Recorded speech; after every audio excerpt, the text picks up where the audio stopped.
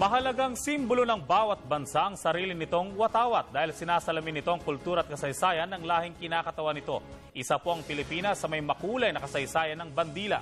Ngunit paano nga ba nabuo ang disenyo nito at ano pang hindi nalalaman ng publiko ukol dito? Alamin natin yan mula kay Benj Bondo.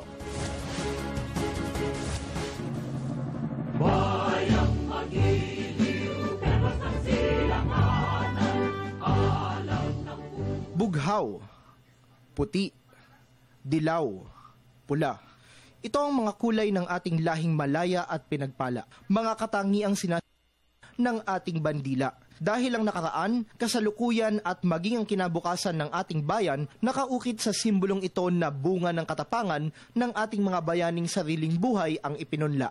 Kaya naman upang mapagyaman ang ating isipan at pagkamakabayan, may ilang impormasyon at kwento ukol sa ating bandila na mahalagang malaman ng madla. Ginugunita ang Philippine Flag Days simula ika-28 ng Mayo hanggang sa petsa ng Araw ng Kalayaan sa ika-12 ng Hunyo. Ito'y dahil sa petsang ito ng taong 1898 unang iwinagayway ang ating bandila sa naganap na labanan sa Alapan sa Imus, Cavite. Dito nagapi ng mga revolusyonaryong Pilipino ang higit sa 200 kawal na Espanyol. Sa pananakop ng Amerika sa ating bansa, malaki ang naging impluwensya nila sa ating kultura at kabilang dito ang disenyo ng ating bandila. Maliban sa araw, mula sa bandilang Amerikano ang mga kulay at mga bituin ng ating watawat.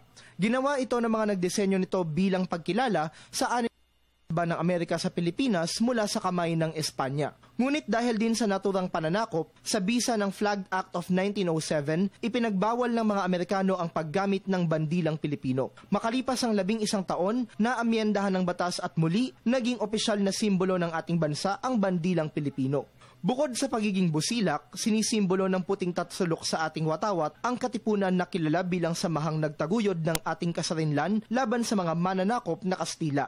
May mga pagbabago na ring naganap sa disenyo ng ating watawat. Mula sa orihinal na kulay na navy blue, pinalitan ito ng royal blue sa paggunita ng sentenaryo ng ating kalayaan noong 1998. Nagkaroon na rin ng ilang panukala upang baguhin ang itsura nito. Taong 1995, ipinanukala ni dating Pangulong Fidel Ramos ang paglalagay ng buwan sa ating watawat bilang pagkilala sa mga Pilipinong Muslim.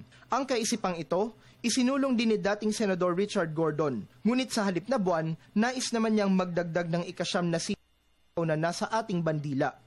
Kapansin-pansin rin ang pagkakapareho ng disenyo ng ating bandila sa watawat ng mga bansang Cuba at Puerto Rico. Bukod dito, kung babalikan naman ang kasaysayan, ang Pilipinas at ang dalawang bansang ito pare-parehong sinakop ng Espanya. Sa bawat pagwagayway ng bandilang Pilipino, nangingibabaw ang diwa ng kasarinlang ating tinatamasa ngayon na bunga ng pag-aalay ng sarili ng ating mga ninuno. Kaya naman ang simbolong ito, marapat lamang na pahalagahan at bigyan ng kaukulang respeto.